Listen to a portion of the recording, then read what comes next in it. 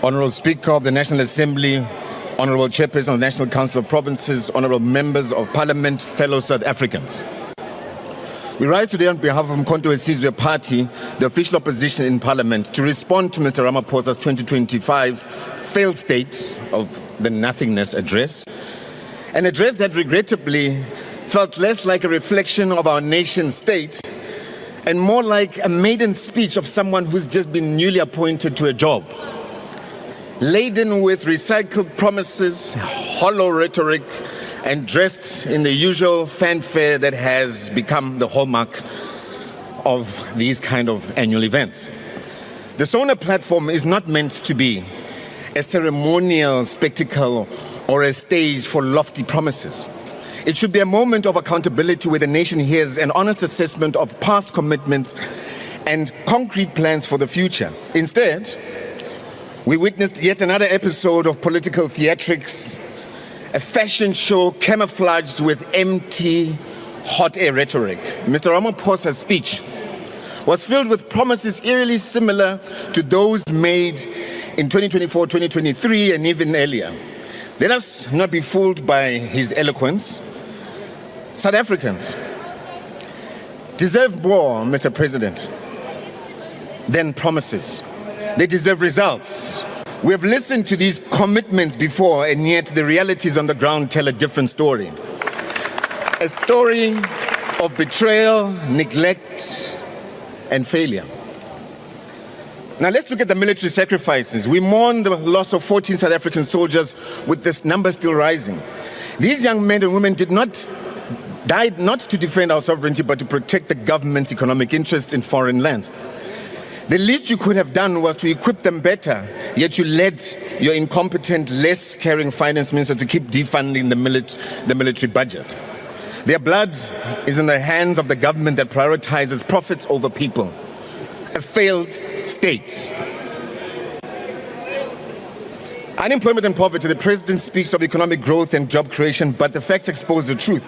Whilst the population grows at the rate of 1.3 million people a year, the South Africa's unemployment rate remains the highest globally, sitting at 42%, with young people's unemployment exceeding 60%. Millions of our people, particularly the youth, are stuck in a cycle of poverty with no clear path out. The so-called inclusive growth has excluded majority, particularly black working class. Again, it's a failed state. Crime and gender-based violence. The president mentions crime reduction efforts, but South Africans live daily in fear. Violent crime rates have surged, with over 27,000 murders recorded last year alone. Women and children continue to face the brunt of this violence. Gender-based violence remains a national crisis, yet the government response is fragmented and unfunded. Our police are under-resourced, demoralized, and often complicit in the same crimes they are meant to prevent. Let alone the fact that, by the way, the 10111 contact center number doesn't work. Again, a failed state. Landless and homelessness. Land reform has been short of nothing of a disaster under this administration. The Expropriation Act, recently signed into law, is nothing but a rebranded apartheid relic, a repackaging of the Expropriation Act of 1975. It does nothing to address historical land issues. It is the same apartheid wine in a different bottle. The MK party will not endorse half-baked legislation. We will push for an amendment of Section 25 of the Constitution to enable genuine land expropriation without compensation, to return the land to our people. And again, we know it's a failed state. Diluted national health insurance. The national health insurance signed into law is a betrayal to the needs of our people. It will not collapse private medical aids, but will instead make them richer. This government remains committed to protecting white capital interests, always pleasing whiteness at the expense of our people. Our hospitals continue to fall apart. Clinics lack basic supplies. Mothers give birth in corridors. Children die due to preventable diseases. President, this is a failed state. Education crisis. Our schools have become drug dens rather than centers of learning. Infrastructure is crumbling. Children still learn under trees, pit toilets, overcrowded classrooms. The Bella Act, now in the hands of the DA in consultation with the AfriForum, We will not transform our education system because of the racist DA who will then never implement that good for blacks. It will be another law gathering dust while our children suffer. Again, this is a failed state. In conclusion, the MK party stands firm. We will not be complicit in endorsing laws, policies that betray the people. We will fight relentlessly for real land reform, genuine economic transformation, and for the dignity of the restoration of the crumbling health of our education systems. We will champion justice for poor, marginalized, and those left behind.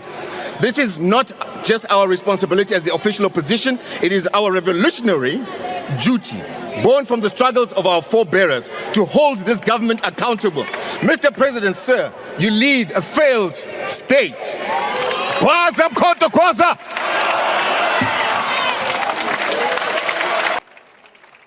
He, President Zuma, was failed by a reactionary and collaborationist parliamentary caucus which frustrated a solid and sound agreement amongst progressive parties to amend Section 25 of the Constitution. In response to Fees Must Fall movement, President Jacob Zuma introduced fee-free education at higher education level. This was frustrated, however, and reversed by the administration that took over after his removal from office. We can throw statistical data on all areas of human development and progress, and we will all come to the same conclusion that the vision held by President Zuma far exceeded the narrow political obsession and persecution which the establishment subjected him to. Because he foresaw and politically knew and understood that South Africa's development and growth path cannot and should not depend on the imperialist and neo-colonial West, President Zuma built far-reaching and sustainable partnerships with countries that have no colonial and neo-colonial aspirations over South Africa and the African continent. It was President Zuma who got South Africa admitted. Yes, it was President Zuma who got South Africa admitted into BRICS. That is Brazil, Russia, China, and South Africa in 2010. And many other countries have since then applied for membership of BRICS. Madam Chair, BRICS amounts to 31% of the global gross domestic product, 41% of the global population, and a significant voice in regional and global political economic affairs. The recent bullying tactics of the United States of America are a clarion call that South Africa should deepen the economic relationships with BRICS plus countries started by President Zuma. We now have in progress BRICS family. We have now, under the BRICS family, we have the Federal Republic of Ethiopia, the United UAE, Islamic Republic of Iran, we have Argentina, we have Egypt, and the Kingdom of Saudi Arabia, who can be sustainable and dependable trading partners and not bullying of tankers of goods and services produced and made in South Africa. Those are dependable partners. While we expect President Desmond Trump, while we expect President Donald Trump to end the imperialist war of NATO in Russia and to dissociate from the neo-colonial and dishonest so-called green energy, from the so-called green energy transactions imposed on the developing world, we do not agree with him and his promotion of white supremacists who claim they are facing genocide in South Africa. While There is no genocide and there is no threat of genocide in South Africa. Let's make that clear.